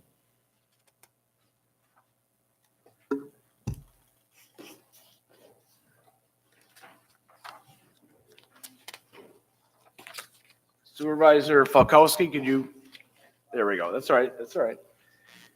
So the ordinance passes 22-0 with Supervisors Holzbach and Falkowski voting no. And continue on, Supervisor Okay, Isaac. next there was an ordinance that's changing Chapter 9, which is shoreline zoning. And again, this is from Act 68 Again, a spirited discussion, but it was approved by the commission 5-2, but Supervisors Falkowski and Zimmer voting no. I move for the board's full approval. So motion by Supervisor Dizak, seconded by, again, a second, Supervisor Hoffman, once again. Any discussion on the motion? Supervisor Holschbach, I'll get to you. Less restriction or less restrictive than what's on current county ordinance. And again, I understand that the committee is complying with state statute. I disagree with the state law on this, and that's my rationale for not supporting it. Peter? Or Yeah, I think you hit the nail on the head. It is, the state has not only what I'll characterize as loosened up the regulations regarding all zoning, but in particular shoreline zoning within the last 5, 6, 7 years. They've also mandated that the counties no longer have the option or opportunity to be more restrictive or more creative in the state statute. So, yeah, quite frankly, we're in the exact compliance with the state statutes, which is what the state statutes are now requiring. Is that it, Supervisor Holschbach? Yeah, I'll be voting against for the rationale I gave. I think it's a wrong direction for our state. I think our state already has, and our counties have plenty of flexibility and ability to work with landowners. And I think this just goes beyond that and basically says, do whatever you want on shorelines. And I don't support that. Thank you, Supervisor Holschbach. Supervisor Hanson, you are next. Thank you, Mr. Chair. I just wanted to Clarify, Peter, you said that the state has their ordinance and we can't be stricter than that ordinance. We don't have the freedom in the county to say, hey, we'd like to protect the shoreline a little more? That is correct. There are some exceptions. For example, our bluffland ordinances. We can protect our bluffs along Lake Michigan. We have some opportunities there.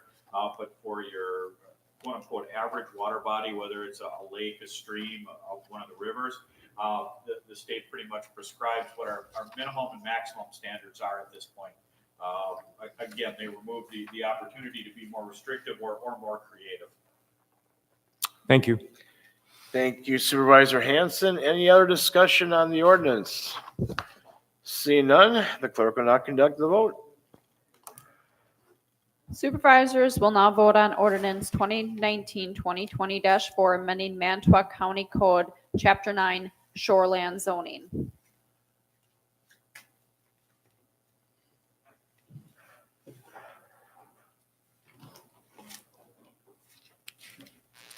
The ordinance passes 18-6 with Supervisors Holschbach, Hanson, Zimmer, Niles, and Falkowski voting no. Good, this one. And Supervisor Metzger, I apologize. I missed that one. All right, next. I knew these were going to be a little more difficult to try and understand. Okay, next we have the ordinance change of Chapter 10, and this is by Act 67 requirement, and it's on setbacks. This passed the commission unanimously, and I move for its approval. Yeah. I'm sorry, we're just, so you made the motion? Yes. It's seconded by Supervisor Benke. Discussion on the motion. This was a simple one. All set with that portion. All right. No discussion with that? The clerk will now conduct the vote. Supervisors will now vote on ordinance 2019-2020-5, amending Manitowoc County Code, Chapter 10, setback ordinance.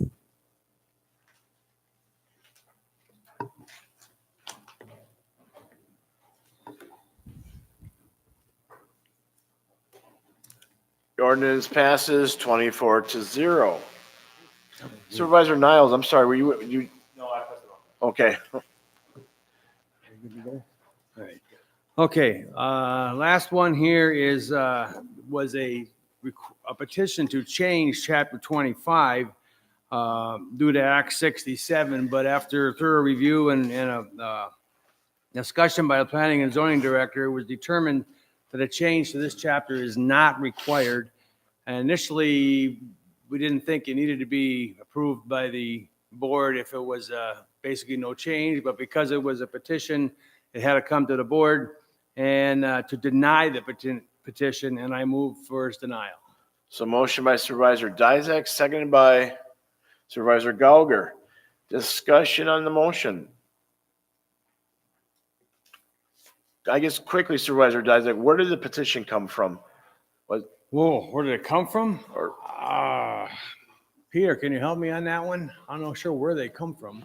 Certainly, when there are text changes of this nature, they actually come from the Planning and Parks Commission. So the Planning and Park Commission would have petitioned for the change. It would have been referred to the county board. The county board then refers it back to Planning and Park Commission, which in this particular case denied it, as the change wasn't needed in order to comply with state law. Okay, and then this is just kind of the final procedural part of the process. That is interesting because it was requested to be denied by the Planning and Park Director, but that's correct. Okay. Anyhow, I move for its denial. Okay. Thank you for the explanation from Supervisor Dizak and Peter as well. Any other discussion on the motion? Seeing none, the clerk will now conduct the vote. Supervisors will now vote on the resolution 2019-2020-11 adopting report denying petition for ordinance amendment, Chapter 25, Small Wind Energy Ordinance.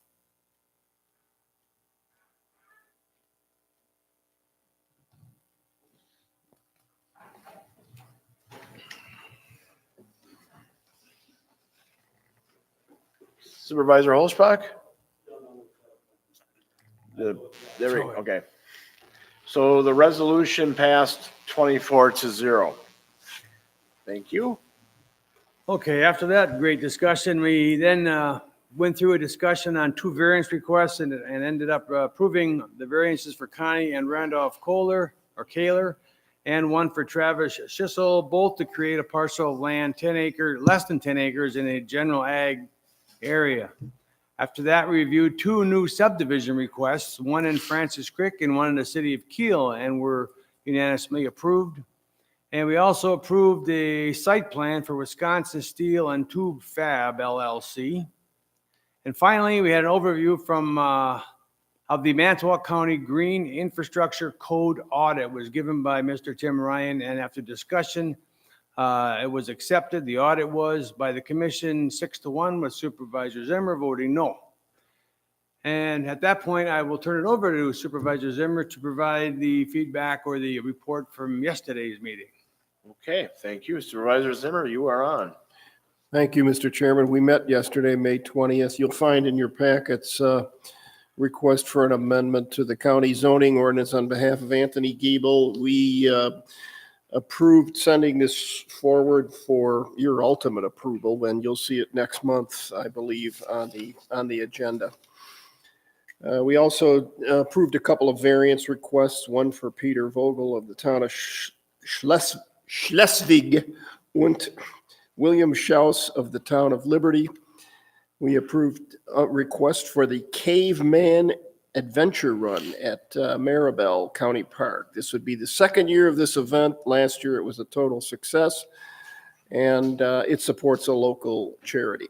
The next meeting for the Planning and Zoning Commission is on June 24th. That is the conclusion of my report, sir. Any questions for Supervisor Zimmer? Or for that matter, Supervisor Dizak? Supervisor Dizak. Our next meeting will be June 24th also.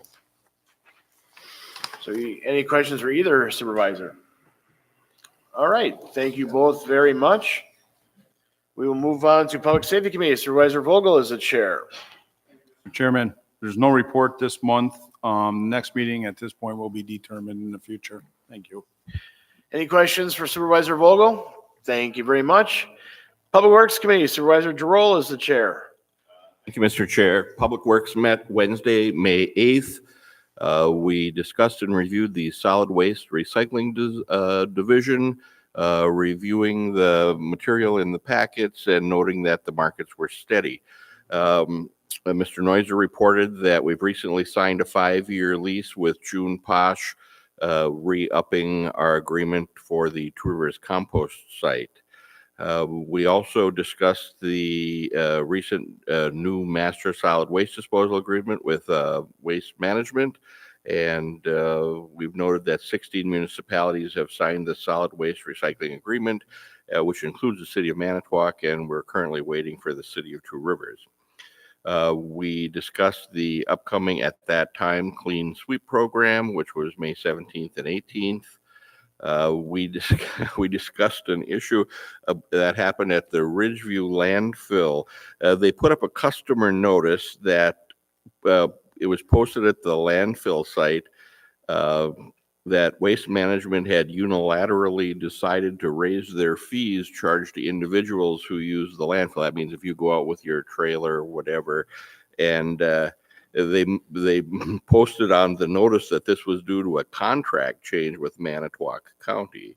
And Mr. Noiser added that Manitowoc County was not consulted in their decision to raise fees and has no oversight in what is changed to Manitowoc or charged to Manitowoc County, and contacted them and they removed that from their notice. It seemed like they were trying to blame their raising the fees on us, which was completely untrue. So they changed that to reflect that. So we made a donation of soil to Wilson Junior High School. We discussed the activity at the building and grounds.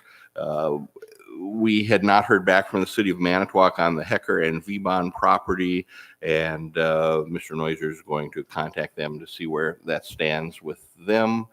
We had a review of the Information Services Department by Cody Berg. Janelle discussed what's going on out at the Expo Ice Center, and that concludes my report, Mr. Chair. All right. Any questions for Supervisor Giroux? Thank you very much. Transportation Coordinating Committee, Supervisor Bowman is the chair. No report, Mr. Chairman. Our next meeting is this Thursday night here in the basement meeting room at 4 o'clock. Thank you. Thank you. Any questions? All right, we have two miscellaneous resolutions, one coming from Finance Committee and the Planning and Park Commission. Resolution 2019-2026, authorizing use of $21,633 from the unreserved designated utility conservation account to complete blacktopping of Cedar Lake parking lot. So we'll start with Supervisor Hanson. Move to approve. So motion by Supervisor Hanson, second by Supervisor Niles. Discussion on the motion. I did talk with Tim Ryan yesterday, he's the Planning and Park Director. He's gotten numerous phone calls about that parking lot and what a wonderful job that it's been done so far, and I'm sure it'll be even getting more. The residents and the people who have called them have been very impressed with that, so great job who all involved. Any other discussion on the motion? See none, the clerk will now conduct the vote. Supervisors will now vote on Resolution 2019-2020-6, authorizing the use of $21,633 from the unreserved designated utility conservation account to complete blacktopping of the Cedar Lake parking lot.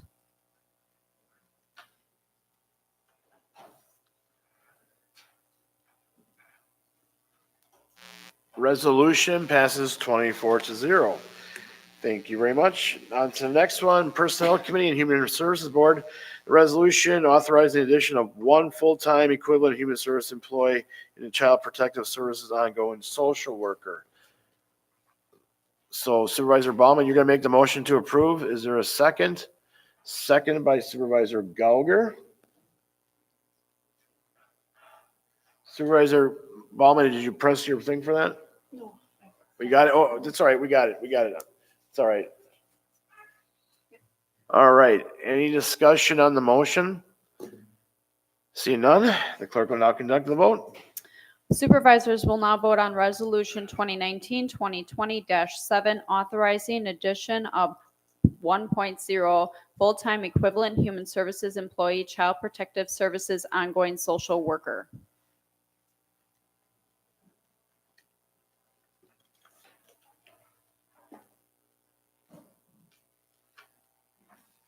Resolution passes 24-0. Thank you very much on that one as well.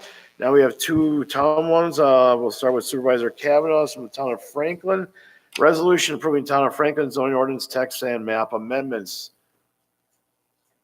Resolution 8, a resolution approving the town of Franklin zoning change and 4 amendments. The amendments are listed on our paperwork from number 14 up to number 23, what the 4 amendments amount to. Also, this is being done because they built a new town hall. That's when they moved to a different area. And that also they had to make a change in the zoning on it. The land had to be rezoned from exclusive ag to commercial industrial or CI.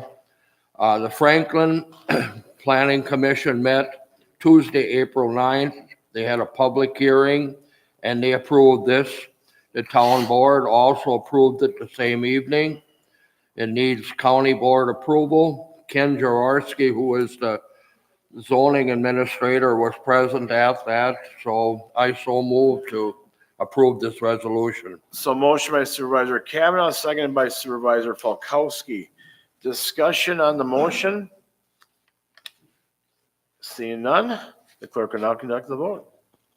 Supervisors will now vote on Resolution 2019-2020-8, approving Town of Franklin zoning ordinance text and map amendments.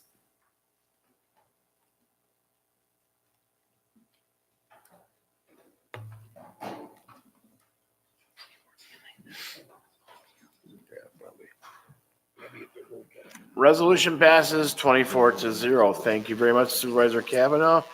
Next up will be Supervisor Vogel, a resolution approving Town of Newton zoning ordinance. Supervisor Vogel. Thank you, Mr. Chair. Resolution number 9 is for 2 areas on County CR, just outside the city of Manitowoc limits. It's a residential district moving to business district. This was approved by the Town of Newton Zoning and Plan Commission and also the full town board for the Town of Newton. I so move. So motion by Supervisor Vogel, seconded by Supervisor Holzbach. Discussion on the motion? Seeing none, the clerk will now conduct the vote. Supervisors will now vote on Resolution 2019-2020-9, approving Town of Newton zoning ordinance Town Planning Commission.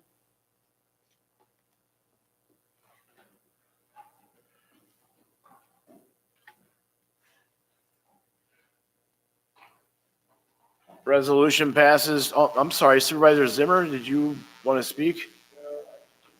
Okay. No apology necessary. I'm sorry, I didn't see it at first. But resolution passes 24-0. And last but not least, Supervisor Banky with a resolution also for approving the Town of Newton zoning ordinance for the Town Plan Commission.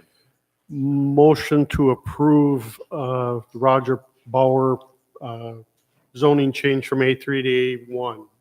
I so move. So motion by Supervisor Banky, second by Supervisor Vogel to approve the resolution. Any discussion? Seeing none, the clerk will now conduct the vote. Supervisors will now vote on Resolution 2019-2020-10, approving Town of Newton zoning ordinance for Roger Bauer.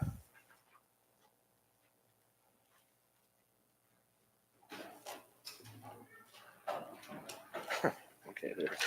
The resolution passes 24-0. All right, thank you very much.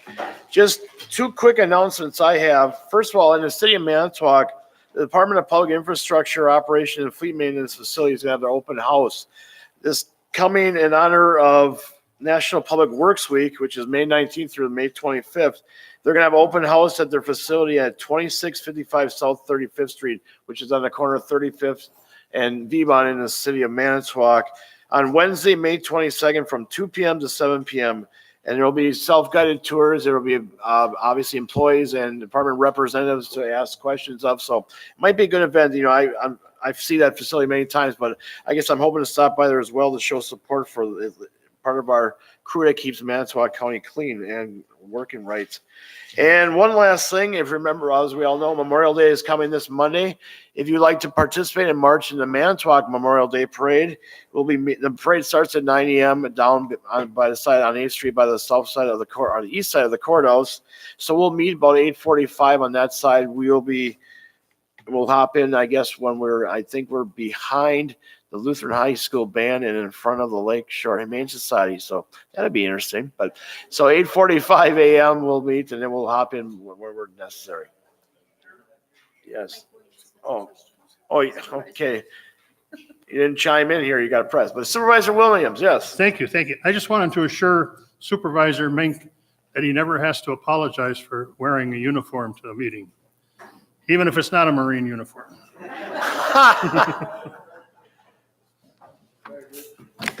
Very good. And you're right. And that's a very good point. Thank you, Supervisor Williams, who also wore one of our Army. Yes. Thank you. Any other announcements quick other than I'll accept the motion to adjourn? Motion by Supervisor Dizek, second by Supervisor Hoffman.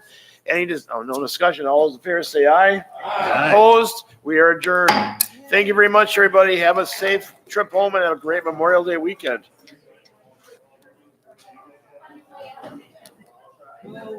Easier said than done. I'm riding with a madman.